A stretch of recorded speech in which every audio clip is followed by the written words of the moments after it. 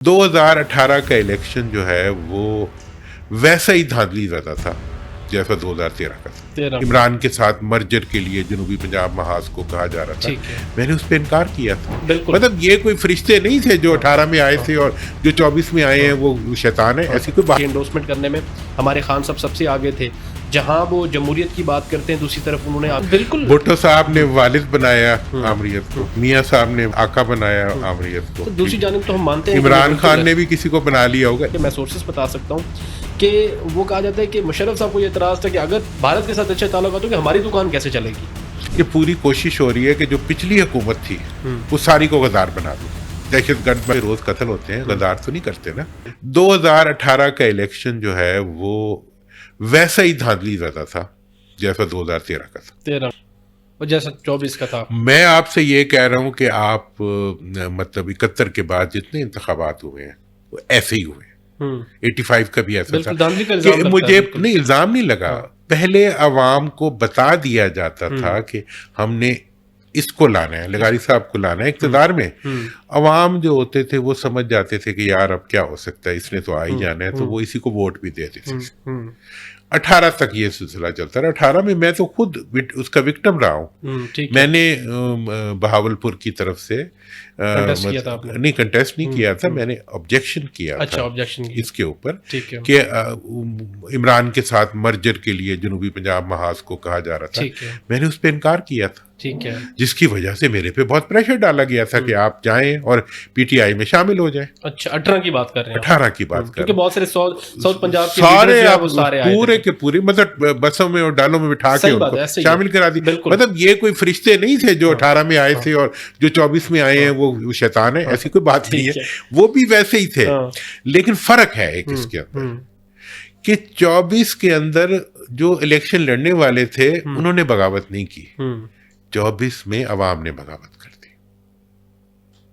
अवाम ने कैसे बगावत? हाँ, आपने इंतखाबी निशान छीन लिया एक पार्टी का, आपने उस पार्टी को जलसों की इजाजत नहीं दी, आपने उस पार्टी को बोलने की इजाजत नहीं दी, नामो लीडरशिप को जेलों में डाल दिया।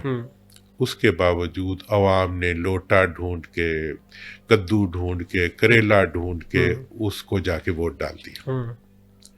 और जब 2024 के इंतखाबात का रिजल्ट आया तो सब लोग फारिग थे।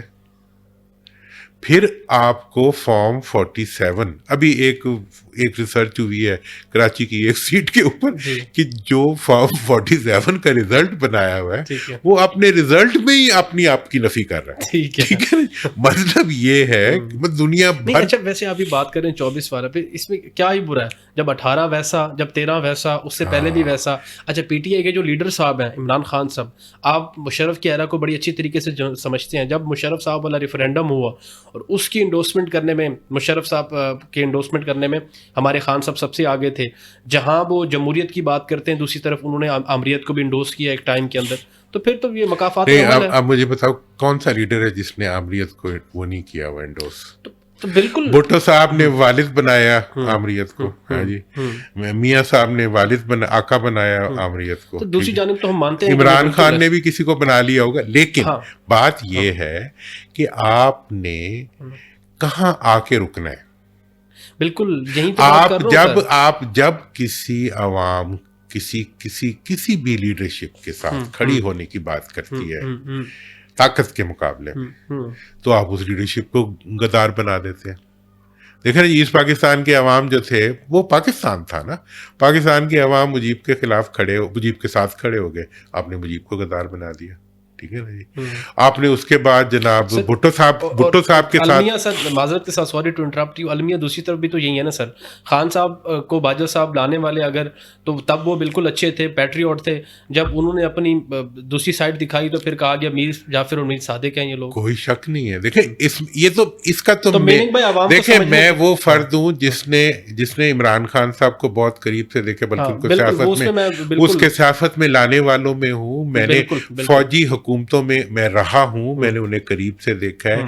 इन दोनों इलेक्शंस को मैंने बिल्कुल, और मैंने इलेक्शन वाले दिन बैठ के, जिस दिन 24 के इलेक्शंस होते हैं उस दिन मैंने बैठ के इलेक्शन ट्रांसमिशन में कहा था कि कौन जीत रहा है और कौन हार रहा है। ठीक, पहले मुझे पता था कितनी सीटें आ रही हैं हकीकत में, ये इनको पता नहीं था, ये समझते कि बहुत आएंगी, लेकिन मैंने पब्लिक का सर्वे किया हुआ था। अच्छा, मैं क्योंकि खान साहब के थोड़ा हम आते हैं खान साहब के हवाले से करंट पॉलिटिकल सिनेरियो भी थोड़ा सा मिलाएंगे, क्योंकि हम मुशर्रफ साहब वाला एरा डिस्कस करें और आपने बड़े चीज़ें गौर से देखी उस वक्त।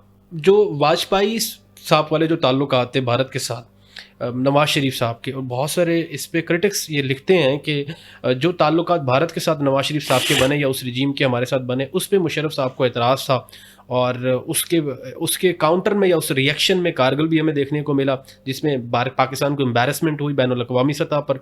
दूसरी जानिब जो है, अगर ये समझा जाता है कि अगर उस वक्त पाकिस्तान के मज़ीद ताल्लुकात बेहतर होते तो फिर हमारी maybe there is a possibility, मैं ये नहीं कहता कि बहुत सारे क्रिटिक्स ये लिखते हैं कि मैं सोर्सेस बता सकता हूँ कि वो कहा जाता है कि मुशर्रफ साहब को ये एतराज़ था कि अगर भारत के साथ अच्छे ताल्लुकात होंगे हमारी दुकान कैसे चलेगी।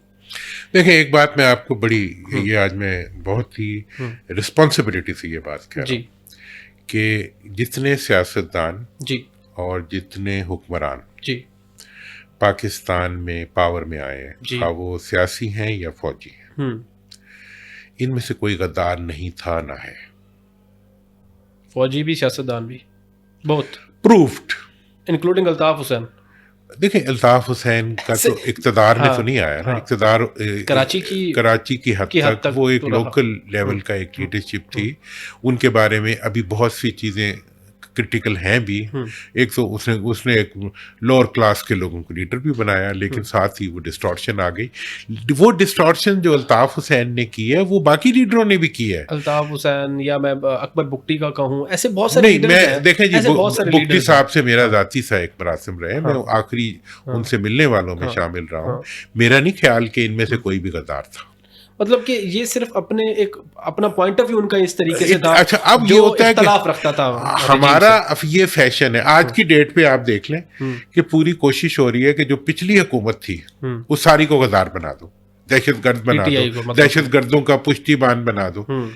भाई भुट्टो आया, भुट्टो को आपने कहा जी कि ये फलां फलां फलां, भुट्टो ने आपका न्यूक्लियर प्रोग्राम शुरू कर दिया। अच्छा, एक मेरा मौदवाना सवाल है, मुझे नहीं पता किसने मरवाया, अगर का बात करें हम बीबी बेनज़ीर की बात करें या जितनी भी पॉलिटिकल लीडर्स की एट्रॉसिटीज़ जो हुई, क्या उनको उनको क्या मरवाने वाले भी गद्दार नहीं थे? देखें जो भी था मुझे नहीं पता। देखें, जो लीडरों को मरवाया गया है, देखें जी, एक तो भुट्टो साहब का था, वो तो अदालतों ने मारा, ठीक है ना जी। और हाँ, आप जिसको भी कहें, हाँ, अगर आप ज्यादा डीप में जाएंगे तो कोई गैर मुल्की ताकत निकल आएगी, अमेरिका निकल आएगा। तो अगर आप उनके साथ है वो गद्दार नहीं है सर। देखिए, कत्ल करना, जो पाकिस्तान में रोज कत्ल होते हैं, गद्दार तो नहीं करते ना, दुश्मनियां करती हैं। यही तो मैं कह रहा हूँ